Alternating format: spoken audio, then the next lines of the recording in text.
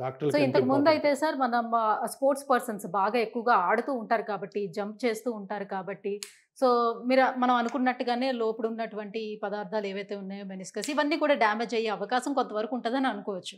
అలాగే ఒబేసిటీ వల్ల సో బరువు ఎక్కువ పడుతుంది కాబట్టి దానివల్ల కూడా వస్తుందని.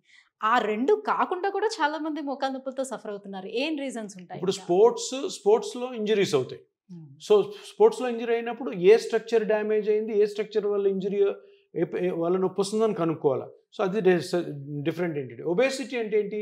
బరువు ఎక్కువ పడడం వల్ల ఆ 2 బోన్స్ మధ్యలో ఉన్న సాఫ్ట్ టిష్యూస్ తొందరగా అరిగిపోతాయి. అందరిలో అరగవు, కొంతమందిలో అరుగుతాయి. అది డిఫరెంట్ ఇష్యూ. ఈ 2 కాకుండా ఓ పేషెంట్ మోకాలు నొప్పితో వచ్చినప్పుడు, బాబు నీకు దెబ్బ తగిలిందా? తగలలేదు. నువ్వు స్పోర్ట్స్ ఆడవు, నువ్వు లావుగా లేవు అన్న పేషెంట్స్లో జనరల్గా మోకాలు నొప్పి రావడానికి గల కారణం అరుగుదల వయసు రీత్యా. ఓకే. సో వయసు పెరిగే కొద్దీ 50 ఏళ్ళు దాటిన తర్వాత ఈ గుజ్జు అరిగిపోతుంది. ఈ మజిల్స్ కూడా వీక్ అవుతాయి, లిగమెంట్స్ కూడా వీక్ అవుతాయి. వాటి నుంచి నొప్పి రావచ్చు అనమాట.